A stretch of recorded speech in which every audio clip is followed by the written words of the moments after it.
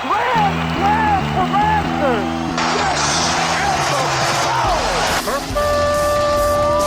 It's time for Blessed to Play on EWTN Radio, uncovering the role that faith plays in the lives of sports professionals from around the country. And now, here's your host, Ron Meyer. Fire, score! My guest today is Joe Patterson. He's the Vice President, Director of Athletics, and also the head coach at Ave Maria University, coaching the Gyrenes. He also has a course out titled Athletics and the Virtues. We're going to be talking about that, but I'd like to welcome a returning guest, Joe Patterson, to Blessed to Play. Joe, so great for you to join us once again. Ron, always a pleasure to talk with you. I love what you do. Well, listen, let's talk about, first of all, what a virtue is, because many people obviously have heard the word, but they don't really know how it's defined. So, most simply, what is a virtue? Well, it is more than just a word with a positive connotation, right? So I think as we talk about it, it's that which allows life to be easier and better, right? When you bring it into the religious context, of course, it has to do with morality as well. Mm-hmm. But it's going to be something that we practice over and over so that it becomes part of who we are. And fundamentally, it allows us to operate in a much better way. So let's talk about why you started this program in the first place, because I know athletics could be used for the good and maybe for the bad as well, depending on the approach. But what gave you the motivation to start this course on athletics and the virtues? Well, I think you touched on it, right, that athletics can be directed towards that which is not good. And there's a lot of confusion out there within athletics, I think, as to what is the purpose. Mm-hmm. There's so much that is framed as to what someone can get out of athletics rather than what someone can put into the team. So I think there's so many vices, if we can use that term, that are inherent to this competitive structure that need to be intentionally combated. And so what motivated me, frankly, was to try to help facilitate others. I've been doing this now for 28 years, and it wasn't natural to me out the gate. I didn't have the tools to combat what it seems to be very, very inherent to athletics. Now, as the head coach at Ave Maria, I know you're on your schedule. You have like 2 Division I schools, so it's a very competitive environment. So we're not talking about something that's very sappy, but when you put in effort, toughness, and love, I mean, they might be mutually exclusive. I don't know, but how do you integrate these 3 concepts into your coaching approach? Great. Yeah, I think that they're all choices, right? That effort is a choice. Toughness is a choice. Love is a choice. You talk about playing a competitive schedule. Like we have no chance if we don't give 100% effort 100% of time, right? And the thing about that is that's key to life. That's not simply key to athletics or key to football. It's key to athletic. The idea that it's a life that we're given 100% effort in all facets, right? And you mentioned toughness, right? This is where happiness lies, right? It is a frame of reference, right? You eliminate the negative and embrace the positive. It's just how you view life. Do you see things as impediments or do you see them as challenges? Do you avoid adversity or do you attack adversity? And love, right? Obviously, that's underlies everything, right? We don't need to reinvent the wheel here. Our creator came into this world to tell us how to be happy. So let's follow direction, right? And so effort, toughness, love, that's going to be the bedrock, I think, to any successful athletic program that is going to try to frame itself in virtue. Blessed to Play Ron Meyer, joined today by Joe Patterson, Vice President, Director of Athletics, and also the head football coach as well for the Gyrenes, Ave Maria University. Not far from Naples, so he's in a good part of the country, especially when the East Coast is getting socked. Joe is basking in the sunshine. So, Joe, let's talk about the virtue of humility, because I think when we see professional athletics, I mean, it is an entertainment industry, so there's going to be a form of showmanship. But humility is not really thinking less of ourselves, is it? No, humility is really knowing who we are, truly who we are, and what is in front of us, right? Like humility allows us to be open to coaching, and allows the coach to exercise patience, even, right? Like humility frames all the other virtues, and humility fundamentally allows us to have a better chance of victory, right? Like the idea that if you are humble, you're more likely to understand why you had something that went the wrong way, right? It allows you to recover from failures much more quickly. It allows you to take ownership of not only your failures, but also your teammates' success, right? That to recognize that and to see ownership in that. And the idea here is that each one of these elements feeds upon another, so that ultimately you're going to have a chance to be more victorious, more competitive. So, Joe, practically speaking, as a coach, when you have a athlete coming in who is a big stud in high school and could be overconfident, but you don't want to take the confidence away, obviously, from a player. But how do you teach a player who's coming in and believing himself and likes to show himself off, so to speak, what the virtue of humility should be like? Yeah, you make a great point, right? Humility is not at odds with self-esteem. I think that humility, if we are humble, then we are going to be free from embarrassment, right? Fear, or at least free from the fear of embarrassment, right? This idea that we're not going to let the result define who we are. And study after study, you're involved in sports. Study after study show that self-confidence is one of the greatest ingredients to success. And so if we can detach ourselves from this fear of embarrassment, we're going to be able to untap the potential. And that's where humility, I think, is really easy to sell to that person who comes in with that frame of reference. And you mentioned the point about entertainment and all of that. But I think the thing that motivates all of us, I think, is the idea that we are giving value to something. So framing this in the sense that humility is going to allow us to recognize where we can give value is going to allow us to feel more valuable. And I think everybody is wired that way if we just talk about it that way. Yes, indeed. And when you tap in that humble spirit, also is engaging. It also builds a sense of example to the other teammates, in this case, who would see your example of what it means to be a humble athlete. Now, Joe, the virtue of charity, that's an interesting one when you're intertwining that with athletics. But, charity at its essence is giving of oneself, or even materialistically, you could be giving as well. But how does that apply to the modern day athlete? I mean, you hit it right. This one's not natural to talk about, or not natural to see, because athletics, if nothing else, it's a zero-sum game, right? There is a winner and there is a loser, all right? There is either you're on the field or you're a backup, right? Like you are in direct competition at all times. So charity is one that really you have to focus on because of that. And so when you talk about a charitable spirit, we're talking about like being forgiving of flaws, right? That we're not going to be rooting for someone to fail, right? If we're talking about a teammate, right? That when a wrong happens to us, that charitable spirit will allow us to press on beyond that. I mean, as you know, Ron, like the most powerful thing we can do as a human being is to forgive, right? It frees us from the wrong, but not simply because it frees the other person from the wrong, but it frees us from the wrong so that we can move on. And athletics is a lesson in moving on, right? Being able to move on to the next, to the next, to the next. And I think that charitable spirit is essential to that.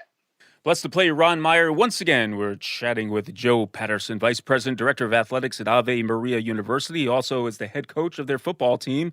And he's right in the midst now of getting ready for his team to start their schedule. So I know it's a busy time of year for Joe. So we're thankful that he could join us and talk about his course, his online course, Athletics and Virtue. And Joe, when we talk about generosity, it's that act of giving, and I think that probably could go hand in hand with charity to a certain extent. But why don't you talk what it means to have a generous spirit as an athlete?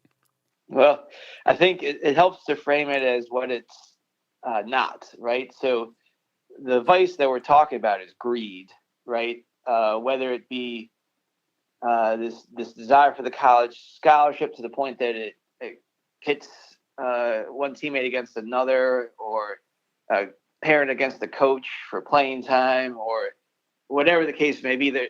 There's so much that can creep in there because of this idea that athletics can be this zero-sum game. Mm-hmm. So the generosity is really reframing the whole focus. It's no longer what can this sport do for me.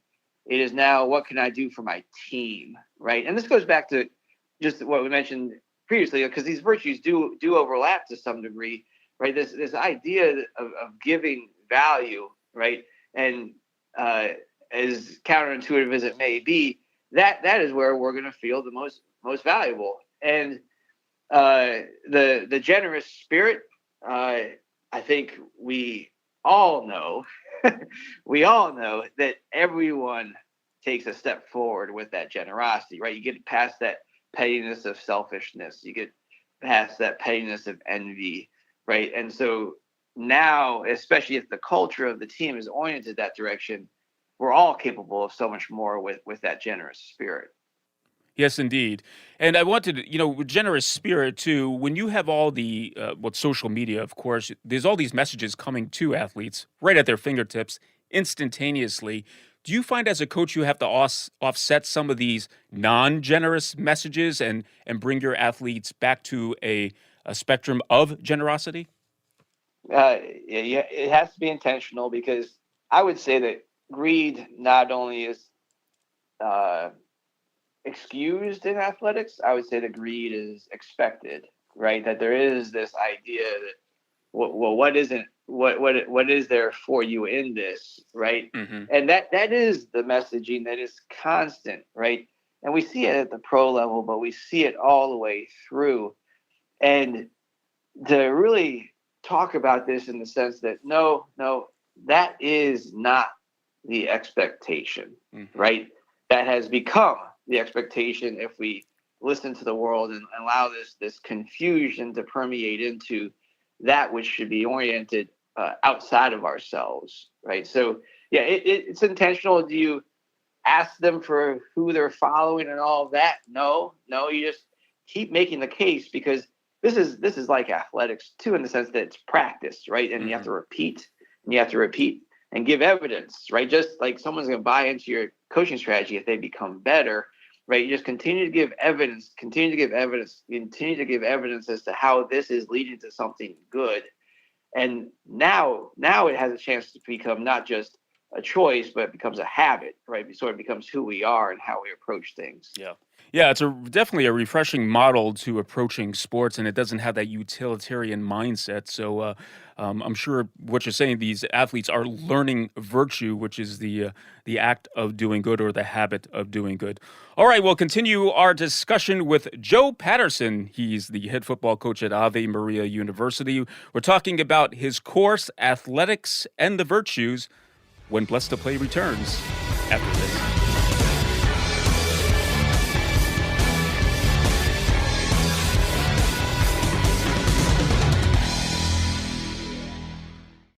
Everybody wants to change things in their lives to help us find that something more we're all looking for. And so often we change exterior things as we strive to fix our lives. We change our jobs, majors, houses, outfits, online profiles, noses. And all that can be okay. But no matter how many surface changes you make, at the end of the day, you're still you. And so often, you're still looking for that something more. Jesus said, I came so that they might have life and have it to the full. That's what we're made for. That's what we're looking for. I've heard it said that Jesus didn't just come to make bad people good, he came to make dead people alive. And that's the kind of change that only he can bring about in us. New life for our souls. If you really want to change, invite Jesus into your life. And come back to church if you've been away for a while. you'll be amazed at how much else changes for the better. This is Chris Stefanik from reallifecatholic.com. On the next Beacon of Truth, special guest Nick Della Torre and Soulful Psalm 1. I'm Deacon Harold Burke-Sivers, and I invite you to join me for Beacon of Truth.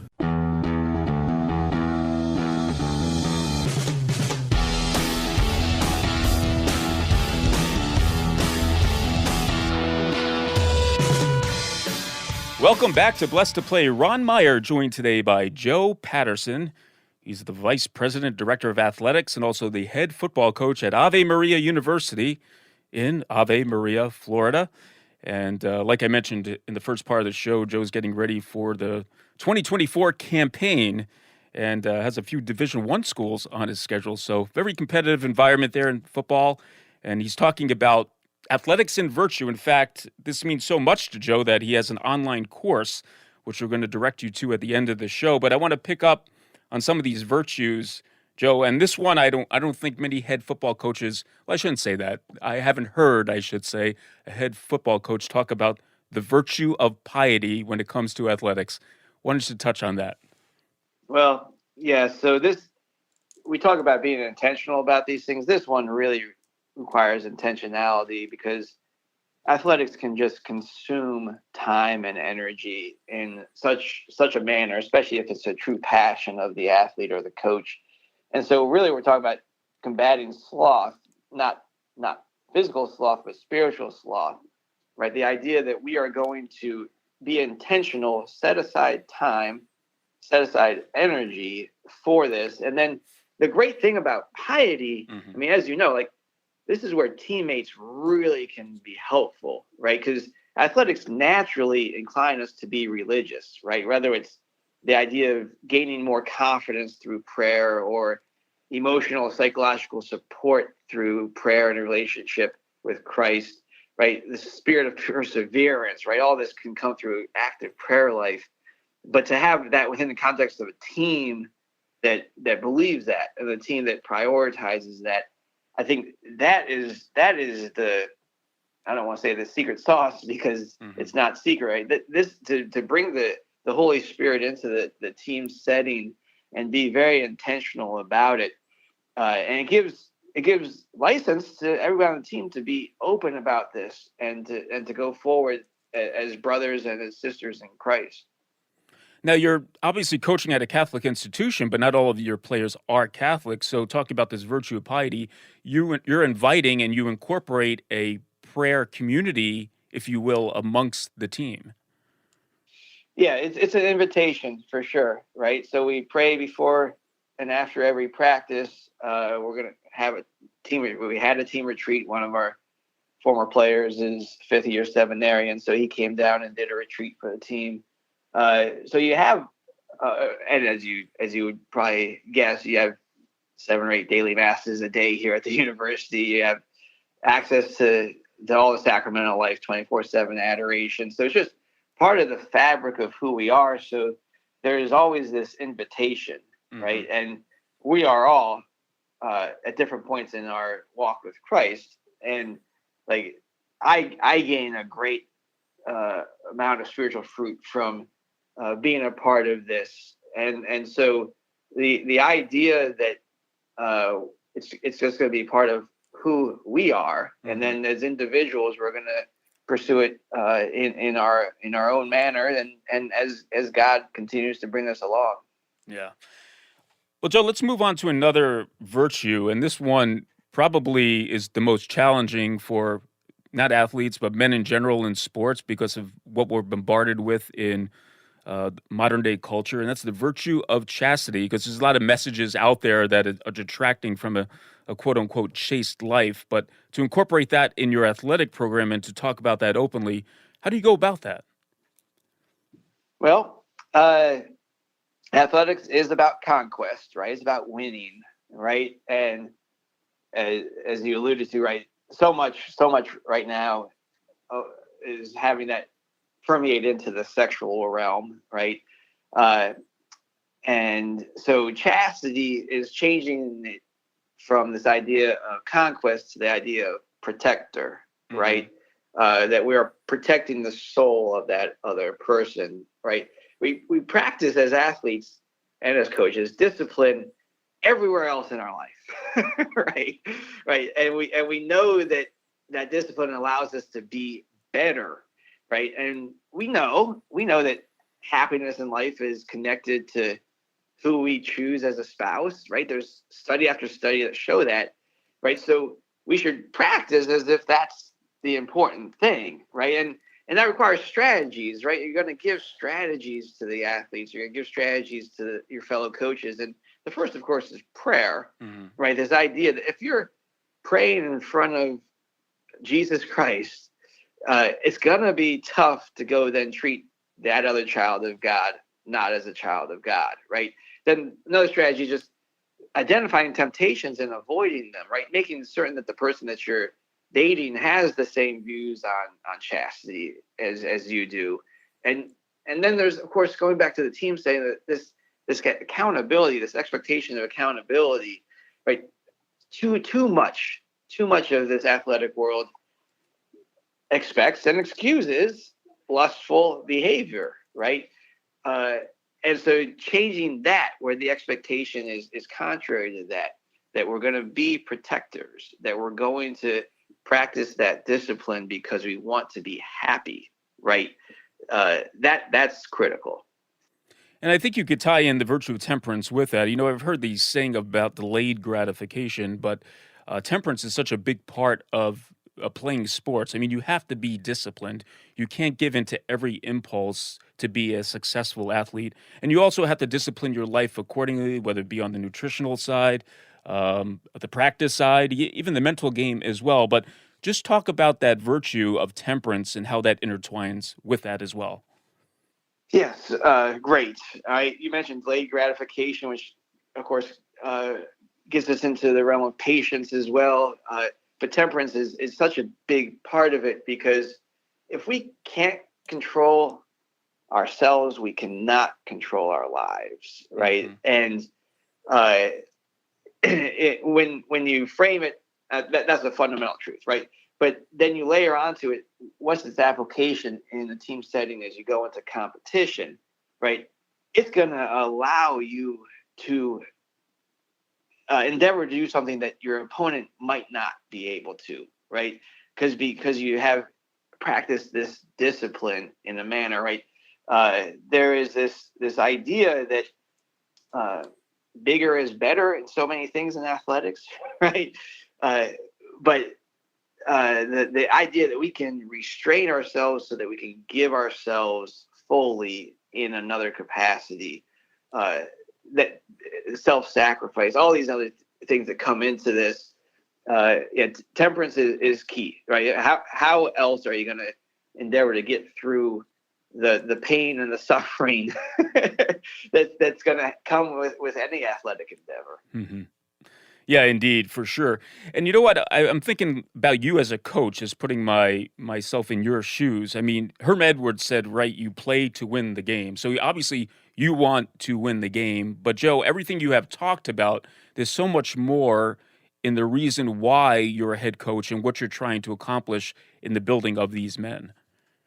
Yeah, I mean, you and I have talked before. Like, I didn't play college athletics, and anybody who saw me would know that I didn't play college athletics, right? But the idea and why I got into this, I mean, this was back, when I was 22 years old, was the idea that this is where life is, right? This is a training ground for life. Mm-hmm. Just like you're not going to be a father and businessman, you got to be both, right? You're not going to be a student athlete. You got to be both, right? And then you weave into the spiritual side, right? And now this is what we're talking about is, yeah, the scoreboard is important. It's a great motivator, right? We'll be judged by that. That's going to be captured on the internet, on our website forever, right? Like this stuff doesn't go away, but that doesn't define who we are. But these virtues that allow the scoreboard to turn in our favor, right? That's what's going to allow us to win life. And by win life, what does that mean? Well, obviously to end up in heaven, right? But even during this life, to be happier than we would otherwise be. And that, I think, is the true value of sport. Yeah, and pursuing the virtues in sports just might be that secret sauce. Joe, we have a little bit over 2 minutes remaining, but I want to ask you, you designed this course. What do you hope that the person will get out of it or come to understand through taking part in the Pursuit of Wisdom course? Yeah. So I've done a lot of so-called professional development during my days. I probably met with 300 to 400 different coaches and done clinics and things of that nature. And my thought each time I did that was, can I get one thing out of this? Mm-hmm. If I can get one thing out of this, and that 30, 40 minutes was worth it. So what do I hope that someone gets out of this? I hope they get one thing, right? Hopefully it's more than that, but definitely the expectations are going to get one thing that's going to allow them to either frame something in their own lives or frame it as they talk to others, right? Because so much of this is just having the words, right? And to have the confidence, right? And to understand that this leads to that and that leads to this. So if they can, and that's the thing about the course, is it's broken into these segments that are very easily digestible in single sittings. So I would encourage them to come check it out. And to grow with Joe, you go to www.thepursuitofwisdom.org, and you could take his course, Athletics and Virtues, and come to a greater understanding on the true meaning of sports and also the true meaning of oneself. Joe, thanks so much for the time. I know it's a busy time of the year for you, but I do appreciate you taking a few moments to talk about athletics and virtue, and I hope some of our listeners could take something good away from it and also take the course as well. Thank you. Ron, likewise, I appreciate so much what you do. Hey, Blessed to Play fans, check us out on the web at blessedtoplay.com. That's blessed2play.com. You can like us on Facebook. Hit us up on the platform X at Blessed to Play. For Joe Patterson, I'm Ron Meyer. We'll catch you next time right here on Blessed to Play. You've been listening to Blessed to Play with host Ron Meyer on the EWTN Global Catholic Network. If you have a question or comment about today's show, feel free to email us at info@blessedtoplay.com. That's blessed, 2, play.com. You can also connect with the show on the web at www.blessedtoplay.com. Again, that's blessed, 2, play.com. Join us again next time for Blessed to Play on the EWTN Global Catholic Network.